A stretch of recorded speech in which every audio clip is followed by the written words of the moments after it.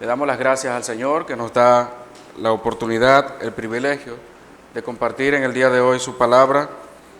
Y les voy a pedir por favor, hermanos, que me acompañen al texto que se leyó al principio, primera carta del apóstol Pablo a los Corintios, capítulo 15. Vamos a leer los últimos versículos.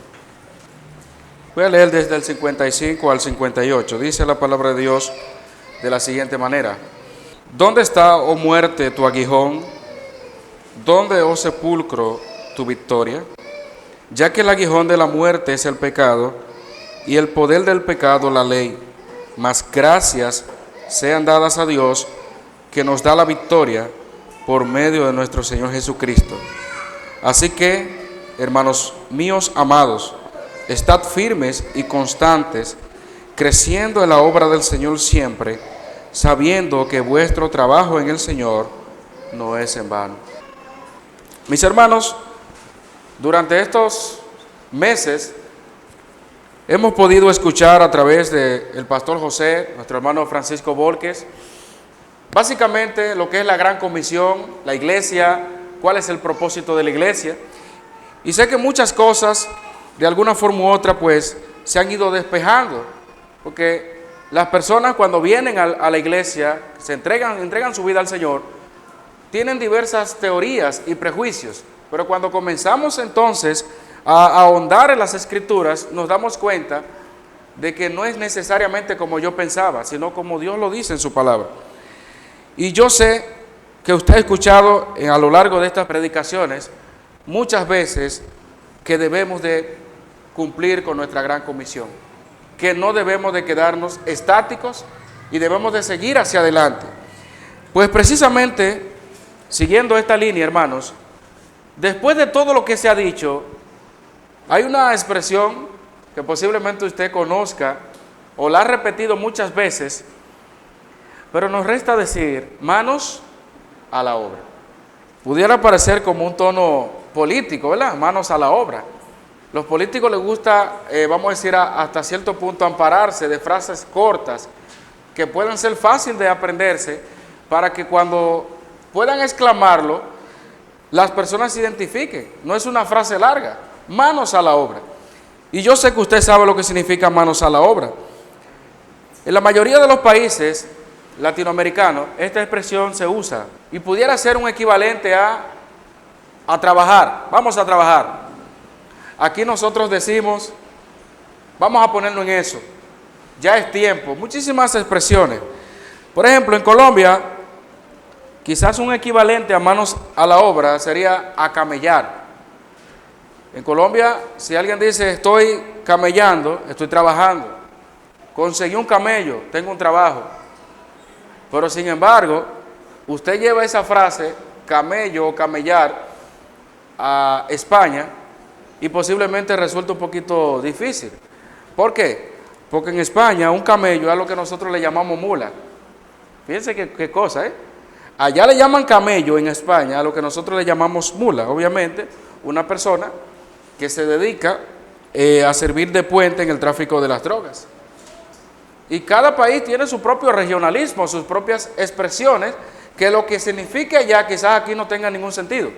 Pero realmente manos a la obra, donde quiera que usted lo diga, en cualquier país hispanoamericano, se entiende la idea.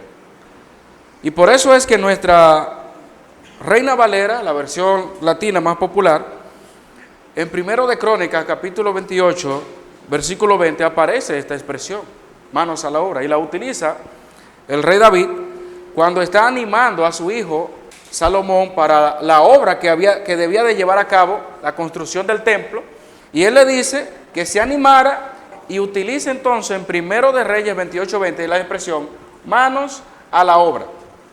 Y obviamente, hermanos, no estamos hablando ahora que si decimos manos a la obra, vamos a hacer una ronda y que cada uno ponga su mano al frente, lo que van a trabajar.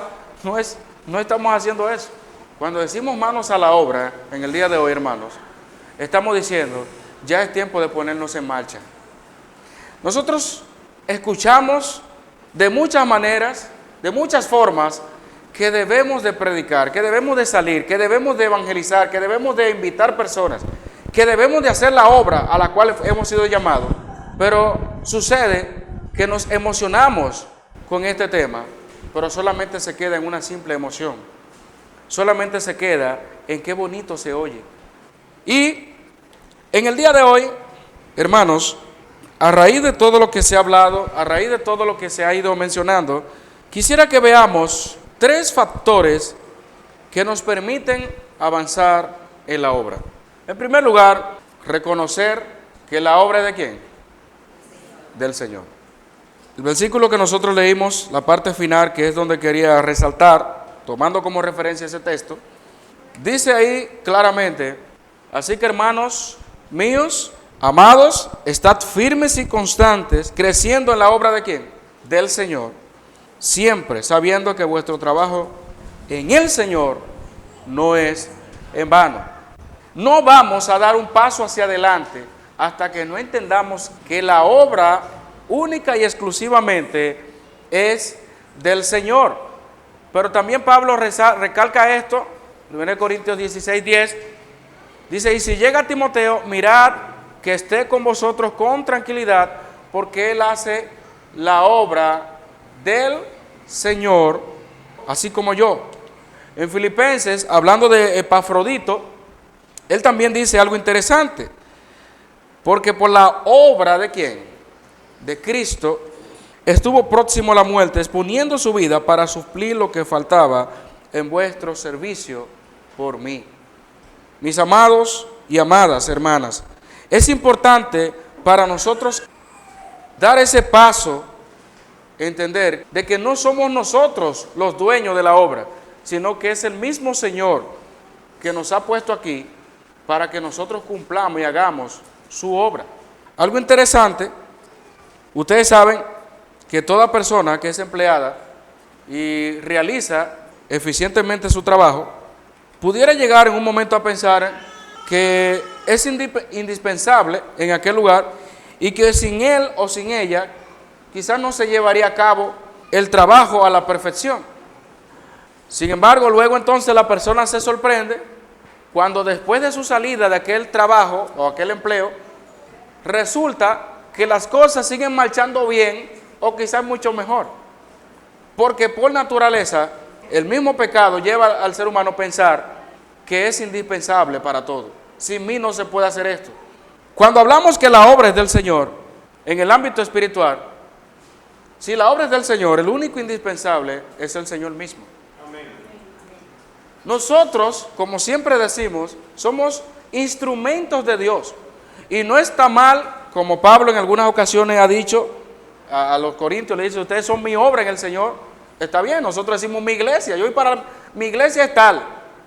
Pero sabemos y entendemos que la iglesia ¿de quién es? Del Señor. Ahora, hay un grave problema con este punto, porque cuando no se reconoce que la obra es del Señor, automáticamente la gloria se le atribuye al hombre. Y nosotros hoy en día podemos ver que algunos rótulos de iglesias y ciertas denominaciones expresan claramente que no tienen que ver nada con el Señor. Y claro, no es que un lugar que diga iglesia de Dios, tampoco estamos hablando de asunto de rótulo. Pero si usted escucha, por ejemplo, ministerios Cas Luna, por ejemplo, Ministerio Aquiles Azar, Centro Mundial de Avivamiento y una serie de denominaciones que de alguna forma u otra lo que tratan de cautivar, persuadir a las personas a través de manifestaciones, pero no porque entienden que la obra es del Señor. Muchas veces se procura promocionar la figura de alguien más que de Dios mismo. Nosotros estamos aquí en esta iglesia, hermanos, y Dios ha puesto líderes, pero realmente cuando la obra es del Señor, no importa quién esté aquí, el Señor es el que guía su propia obra. El Señor inicia la obra, dirige el proceso y Él mismo concluye su obra. Que en el transcurso de ese desarrollo nosotros seamos parte de eso, para nosotros es un privilegio grande, hermanos. Pero no podemos perder de vista que la obra es del Señor. Bueno, el pueblo estaba construyendo el templo, se terminó el templo, la casa de Dios. Si Jehová no edificare la casa, en vano trabajan los que le edifican. Si Jehová no guardare la ciudad, en vano vela la guardia. Elías llegó un momento de su vida donde se sentía solo. Ya sabemos aquella gran propuesta que hizo con los 450 profetas de los Baales, y él estaba allí.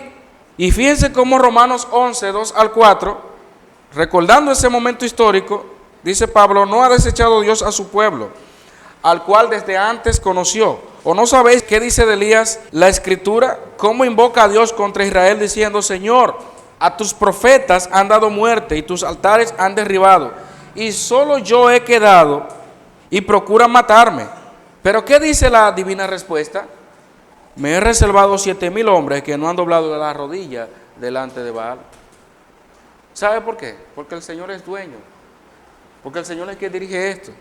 Elías podía sentirse solo, pero Dios tenía un propósito con Eliseo.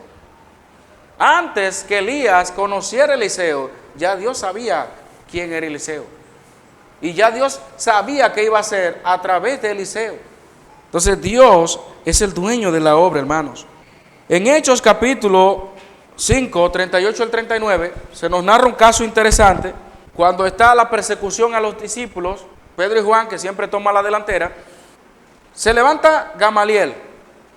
Y Gamaliel dice: miren, apártense de esos hombres, porque se levantó un tal Teudas, un Galileo, Judas el Galileo, que decían que eran alguien, pero no prosperó. Pero él le dice, en los versículos 38 al 39, dejen esa gente, porque si ese consejo o esa obra es de los hombres, se desvanecerá. Mas si es de Dios, no la podréis destruir. No seáis tal vez hallados luchando contra Dios. A los líderes de la iglesia, entonces, el apóstol Pablo, en el mismo Hechos capítulo 20, versículo 38, le dice: miren, cuiden a aquellas personas que Dios ha puesto bajo su cuidado. Pero recuerden algo: la iglesia es del Señor, la cual Él ganó por su propia sangre. De manera entonces que la obra es del Señor, a Él le pertenece. Nosotros, como líderes aquí, no fuimos los que nos morimos en una cruz y resucitamos. El Señor es dueño de su obra, hermano. Si en algún momento hemos pensado que si nosotros no se hace la obra, debemos de pedirle perdón al Señor. Porque el Señor hace su obra como Él quiere, cuando Él quiere y a través de las personas que Él quiere. Y eso lo vemos a través de la historia. Eso lo vemos de muchas maneras. Entonces, hermanos y hermanas, busquemos del Señor cada día y agradémosles en todo. La obra es del Señor. Si usted hace algo y usted entiende que lo hace bien, recuerde, la obra es del Señor. Gracias al Señor. Gloria al Señor. Que el Señor se glorifique. Porque aún la capacidad nuestra, recuérdense, que es un don de Dios. Los dones son sobrenaturales. Y créame que si usted se viera 10 años atrás donde usted estaba, o quizá antes de venir al conocimiento del Señor, quizá no se imaginaba que iba a estar haciendo lo que está haciendo. Dios sabe cómo coloca a cada quien en el cuerpo, y dice la Biblia que reparte a cada quien como Él quiere. No fue que usted vino: no, espérate, yo quiero esto, Señor, dame este don. El Señor sabe qué nos conviene y a través de qué cosas le podemos servir. Porque créanme que si fuera por si el Señor actuara como nosotros y que hubiera una lista en la iglesia: ¿cuál don tú quieres que el Señor? Vamos ahora, vamos a hacer una unción, como hacen algunas iglesias, vamos a ver qué es lo que el Señor. ¿Tú quieres ese? Eso no funciona así, hermano. El Señor sabe por qué nos trajo aquí. El Señor sabe entonces en qué le vamos a servir. Porque Él es el dueño de la obra. Y Él es el que distribuye los obreros como Él quiere. Y Él es el que capacita a los obreros como Él quiere. Lo segundo, hermanos, que debemos de entender en el día de hoy: ciertamente la obra es del Señor, pero nosotros debemos ocupar nuestro lugar de trabajo. Dios ha diseñado, ha orquestado todo el sistema para que cada miembro pueda participar, pueda cumplir su función. Con razón, la Biblia lo presenta como un cuerpo. Porque imagínense ustedes, cuando vemos estos documentales, o también algunas informaciones que se dan de la medicina, cómo funciona el cuerpo, cada vez nos sorprendemos más de la complejidad que hay dentro de nuestro organismo. Pero qué bueno que el Señor, de entre todas las semejanzas o comparaciones que se hace de la iglesia, se menciona el cuerpo. Porque en el cuerpo tenemos bien definidos miembros que cumplen funciones específicas para un propósito específico. Si nosotros entonces sabemos que la obra del Señor, y ya se ha hablado mucho de los dones en este lugar, entonces yo tengo que ocupar el lugar de trabajo que Dios me ha puesto. Yo no conozco mi don, tengo entonces que comenzar a buscar diligentemente, orar al Señor que me ayude y me muestre por qué Él me tiene aquí. Porque Dios no nos ha llamado, hermano, necesariamente a ocupar un lugar ahí, simplemente. Todo miembro debe de ser activo, de alguna forma u otra. En la construcción del templo y la distribución de los trabajos, nosotros tenemos algunos versículos que nos ayudan a ver que siempre en todos los proyectos que se han llevado a cabo a través del pueblo de Dios, siempre se ha visto que cada quien hace su trabajo. Por ejemplo, en 2 de Crónicas, capítulo 7, versículo 6, dice: y los sacerdotes desempeñaban su ministerio, también los levitas, con los instrumentos de música de Jehová. También dice: asimismo los sacerdotes tocaban trompetas delante de ellos, y todo Israel estaba en pie, cada quien estaba en lo suyo. Otro versículo, ahí mismo más adelante, el capítulo 35, versículo 15, asimismo los cantores, hijos de Asaf, estaban en su puesto, dice, conforme al mandamiento de David, de Asaf y de Emán y de Jedutum, vidente del rey. También los porteros estaban a cada puerta, y no era necesario que se apartasen de su ministerio, porque sus hermanos los levitas preparaban para ellos. Y ya vemos entonces también lo que citamos hace un momento, en Efesios capítulo 4, versículo 16, ya hablando de la iglesia, de quien todo el cuerpo bien concertado y unido entre sí, por todas las coyunturas que se ayudan mutuamente, según la actividad propia de cada miembro, recibe su crecimiento para ir edificándose en amor. En ambos lugares, tanto allá como acá, estamos viendo que están todos ahí juntos, unidos, pero trabajando, desempeñando su función. Imagínense entonces que cuando se estaba llevando a cabo esta construcción, la mayoría dijera: no vamos a hacer nada, vamos a quedarnos así, vamos a ver, porque son 2 o 3 personas que lo pueden hacer. Se necesitaba, y siempre se va a necesitar personas. Jesucristo dijo: la mies es mucha, los obreros pocos. El pueblo se unía entonces como un solo hombre para trabajar, y cada uno ocupaba su lugar. Yo pregunto entonces, hermanos, ¿cuál es el lugar que estás ocupando? ¿Estás en el lugar que debes de estar? ¿O sencillamente somos todos espectadores, donde podemos ver cómo se desarrolla un culto, donde podemos ver cómo van manejándose los asuntos en la iglesia, y no nos acercamos y decimos: yo quiero servir en esto, yo creo que el Señor me llamó a esto, yo quiero que me ayuden en esto? Hermanos y hermanas, la palabra de Dios es clara. El texto de Efesios dice claramente: según la actividad propia de cada miembro. Cada miembro debe estar ocupando su lugar. Cada miembro debe estar funcionando en el cuerpo de Cristo para que pueda haber un verdadero crecimiento. La obra es del Señor y Él nos ha puesto aquí, pero debemos entonces pedirle al Señor cada día que nos muestre, nos ayude a descubrir ese propósito que Él tiene para con nosotros aquí. ¿Qué es lo que vamos a hacer? Porque a la medida que va pasando el tiempo, las personas pueden crear cierta familiaridad con la vida cristiana, con los aspectos de lo que es la piedad, pero nos olvidamos de que debemos de cumplir nuestro trabajo. En una guerra, hasta el que recoge los equipos se cuenta entre los que están en la guerra. Y así mismo nosotros debemos estar dentro de lo que debemos hacer, de nuestra función como miembros de esta iglesia. Hasta ese momento creo que eso es entendible, lo se ha mencionado bastante, y ya creo que de manera general todos sabíamos que la obra es del Señor y que debemos ocupar nuestro lugar. Pero hermanos, un aspecto importante, digno de considerar también el día de hoy, es el hecho de que debemos enfrentar los obstáculos y no ser uno de ellos. Una diferencia ahí, ¿verdad? Enfrentar los obstáculos, pero que tampoco seamos uno de ellos.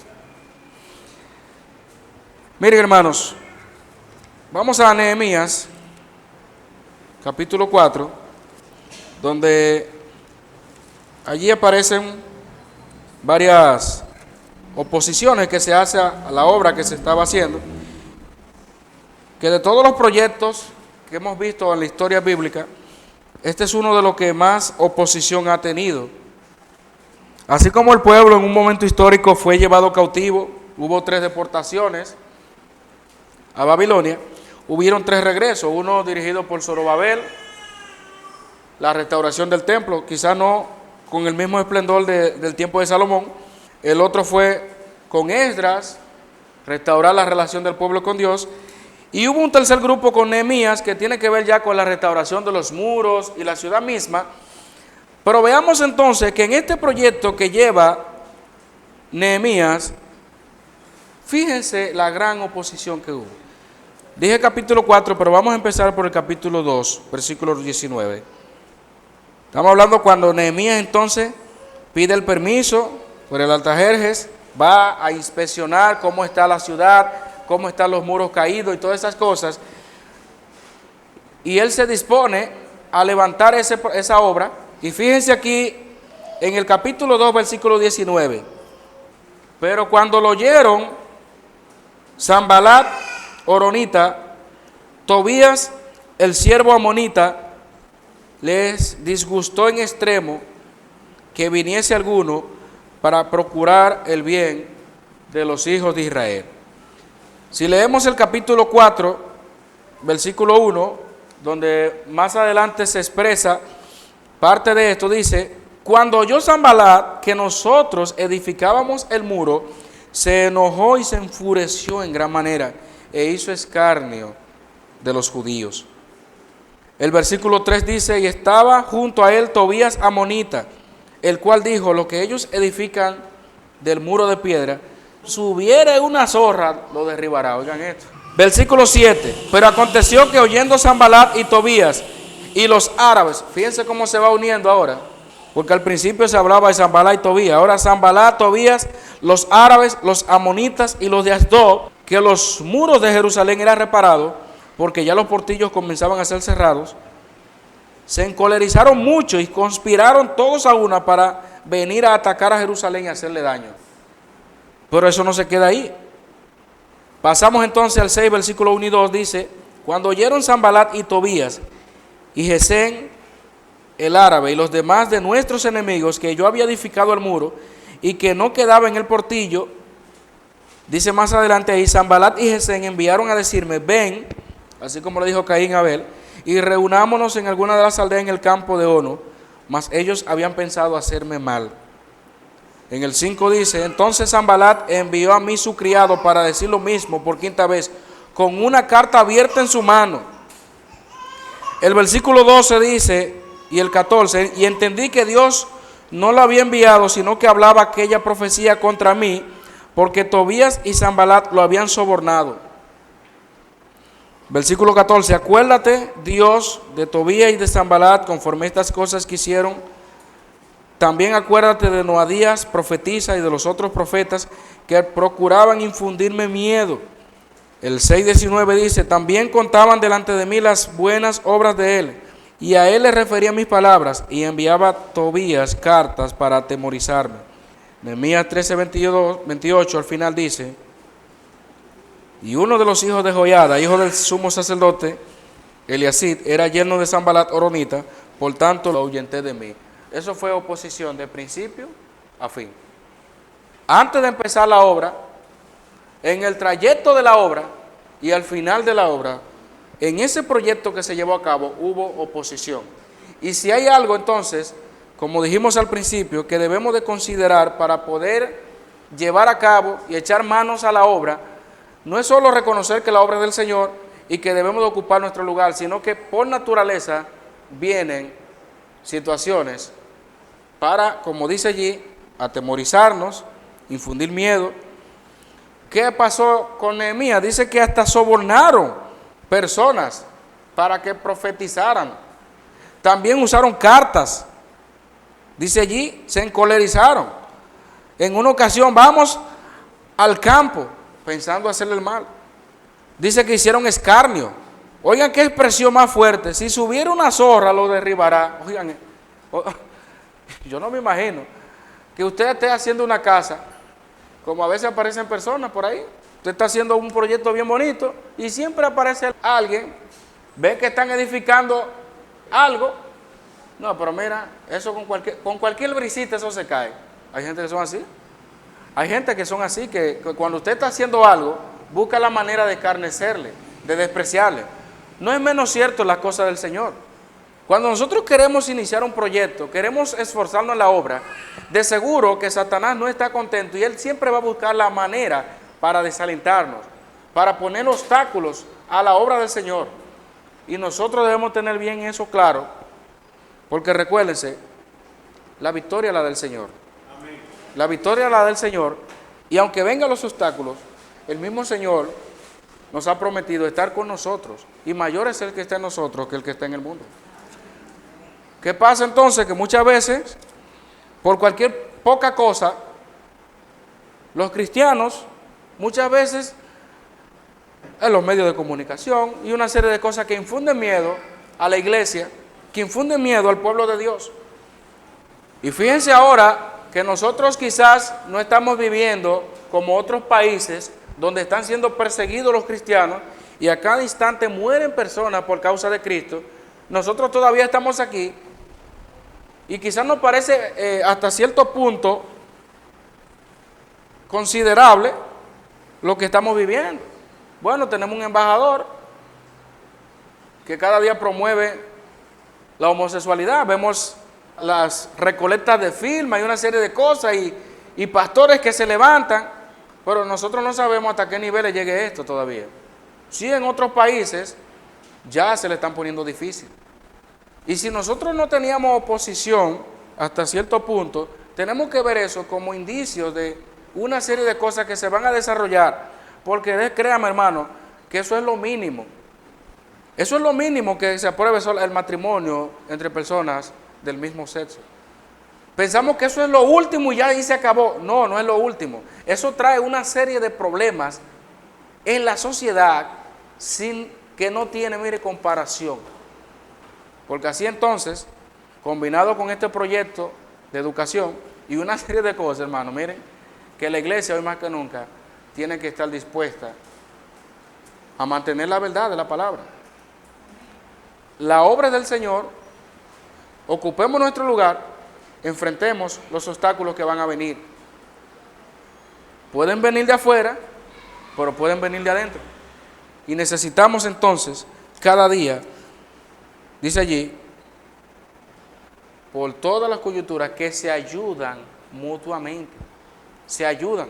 Cuando usted está haciendo una fuerza con una mano y no puede, ¿qué pasa? ¿Qué usted hace? Usa la otra. Dios nos ha dado dos manos.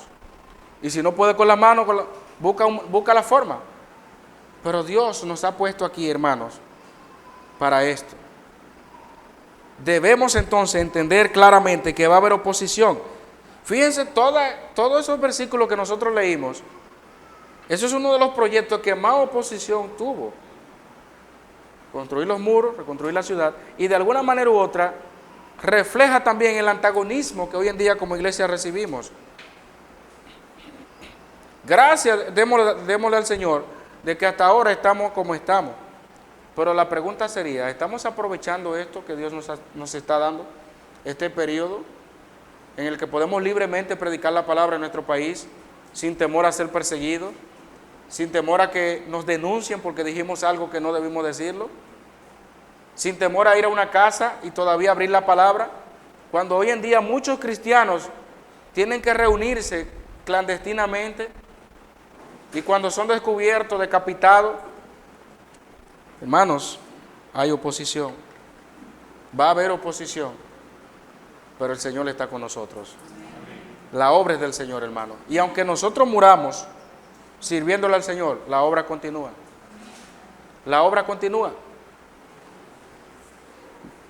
El enemigo siempre ha pensado que matando cristianos se detiene la obra, y la historia ha demostrado que ha sido todo lo contrario. Dios siempre tiene un remanente. Dios siempre va a levantar personas. Dios va a cumplir su propósito. Y la venida del Señor está cerca, hermano. Todo lo que nosotros estamos viendo y considerando no es para necesariamente alarmarnos y asustarnos y decir, bueno, pero ¿y qué es lo que está pasando? Sí, lo que está pasando es que el Señor nos advirtió esto. Y la Biblia dice que en el mundo tendremos aflicción, pero confía, yo he vencido al mundo. De manera que no nos sorprendamos de todas estas cosas. Si tenemos oposición, de adentro, de afuera o como sea, estemos preparados. Pero como dice allí entonces, enfrentar los obstáculos y no ser uno de ellos. Porque pudiera ser entonces que de alguna forma nosotros estuviéramos también en ese mismo proceso. Creo que le había dado. Ok, parece que hay una que no. Una pregunta que se desprende de ahí. ¿Qué me puede convertir en un obstáculo para la obra de Dios? Quiero que vayamos a Ageo, capítulo 1. Estamos tomando algunos textos que tienen que ver con obras, proyectos que se han llevado a cabo, que pudiéramos relacionarlo a nuestro tiempo. Si vamos a Ageo,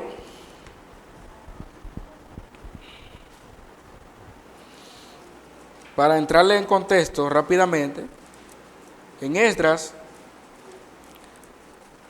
se nos narra, quédense ahí mismo en Ageo, pero en el libro de Esdras también hubo adversarios, capítulo 4 de Esdras, quédense en Ageo. Hubo obstáculos al punto que esa restauración del templo o reedificación del templo se detuvo por alrededor de 15 o 16 años, se detuvo, porque también hubo oposición allí. Hubo oposición de los adversarios, y en el libro de Esdras capítulo 5 se narra esa oposición. Pero en Ageo, que profetizó en el mismo tiempo que Zacarías, Ageo capítulo 1 versículo 2, a pesar de que hubo oposición al principio de los adversarios, el pueblo también, de alguna manera u otra, sirvió o se adaptó al proceso. Y fíjense lo que dice el capítulo 1, versículo 2. Así ha hablado Jehová de los ejércitos, diciendo, este pueblo dice, no ha llegado aún el tiempo de que la casa de Jehová sea reedificada. Oigan bien esto, el pueblo mismo está diciendo allí que no había llegado el tiempo de que la casa fuera reedificada. Y eso se llama indiferencia. Eso se llama indiferencia. Porque fíjense lo que dice el mismo versículo 4. ¿Es para vosotros tiempo? Para vosotros de habitar en vuestras casas artesonadas, y esta casa está desierta. O sea que el problema no era una cosa. El problema es que ya ellos se habían acomodado. Y muchas veces podemos ser de obstáculos cuando mostramos indiferencia. Cuando mostramos indiferencia a la obra de Dios y nos da igual. Usted sabe que indiferencia es ni rechazo, ni estoy a favor, ni en contra. Pero mientras tanto, ellos estaban teniendo sus casas artesonadas, y obviamente la expresión casas artesonadas nos habla de que era lujo, porque la condición en que ellos estaban no era para eso, era para ponerse, echar manos a la obra e iniciar ese proyecto de restauración del templo. Pero ellos se habían vuelto indiferentes Y al principio, bueno, sí, se opusieron, en el capítulo 4 de Esdras, hubo oposición, sí, pero espérate, habían pasado alrededor de 15 años y ellos estaban en esta situación. Y hay personas que pasa igual. Ah, no, yo no voy a hacer esto porque una vez sucedió esto en la iglesia y a mí como que no me pareció tan bien. Y duramos años y años sobre la base de algo que ya sucedió, pasó, pero al final nos volvemos indiferentes y no queremos hacer la obra del Señor. Por algo que sucedió. Ah, no, hubo un momento, no, a mí no me gustó esto y de repente, quizás ellos pudieran decir, bueno, hubo oposición al principio, sí hubo oposición, pero 15 años y todavía no se había reedificado.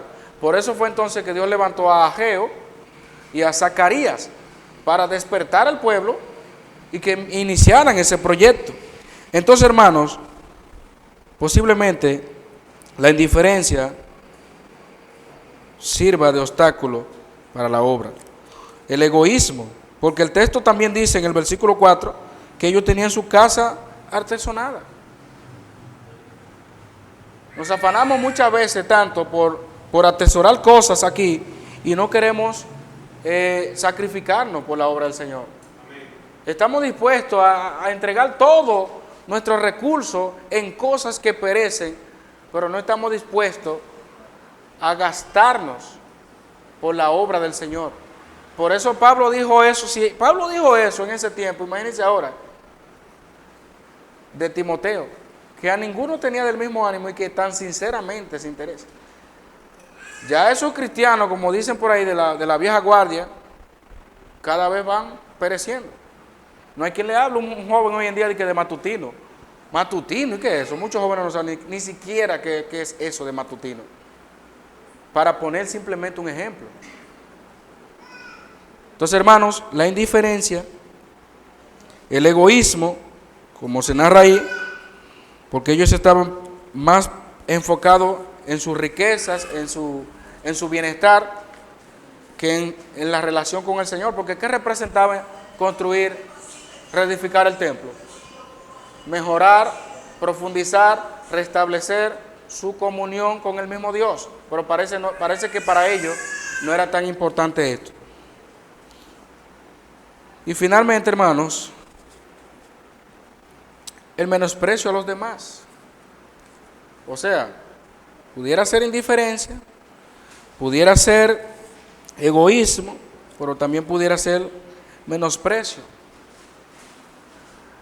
A veces nos embarcamos en discusiones triviales y en cosas que Pablo, tomando el ejemplo de la comida, tuvo que decirle, pero está bien, mire, está bien, pero por motivo de conciencia, por amor al débil. Yo sé que no es pecado comer esto, carne, pero por amor al débil. Y en varias ocasiones le dice, mira, es que el reino de Dios no consiste en comida y en bebida. Porque es verdad que comer y no comer, estamos claros con eso. Pero Pablo le tiene que decir a ese grupo que estaba más arraigado en las tradiciones y en la ley, tiene que decirle, miren, no destruyas la obra de Dios por comida. Y muchas veces somos tropiezos a la obra por cosas que se resuelven simplemente mostrando amor al prójimo, mostrando amor a mi hermano, mi hermana. La obra es del Señor, no es de nosotros, no es de los líderes, no es de ningún miembro en particular. La obra es del Señor. Nosotros debemos ocupar el lugar donde Dios nos ha puesto para servir y funcionar, y debemos entonces, con la misma ayuda del Señor, enfrentar los obstáculos y no ser uno de ellos.